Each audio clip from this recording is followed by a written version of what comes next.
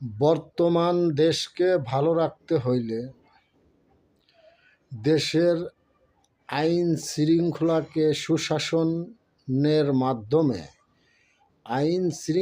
সুশাসনের মাধ্যমে দেশটিকে পরিচালনা করতে হবে এবং নিত্য প্রয়োজনীয় জিনিসের দাম নাগালের মধ্যে রাখতে হইবে।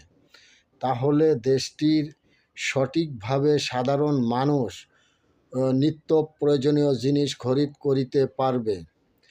এটা মাথায় রেখে মাননীয় নবনির্বাচিত প্রধানমন্ত্রী যদি দেশ পরিচালনা করেন, তাহলে আমার মনে হয় আমাদের বর্তমান প্রধানমন্ত্রী তিনি দেশটি সুশৃঙ্খলভাবে পরিচালনা করবেন এবং দেশের জনগণ, সর্বত্তরের জনগণ তাকে সবসময়ই সাপোর্ট দিবেন এবং সর্বপ্রকার সহযোগিতা করবেন। এটাই আমার আশা আকাঙ্ক্ষা। বাংলাদেশের প্রধানমন্ত্রী হয়তো দেশের ভবিষ্যৎ ভেবে জনগণের মঙ্গল কামনা করবেন। এটাই আমার বিশ্বাস, এটাই আমার আশা। ধন্যবাদ মাননীয় প্রধানমন্ত্রীকে। আশা করি সর্বত্তরের জনগণের কথা মাথায় রেখে দেশটি পরিচালনা করবেন।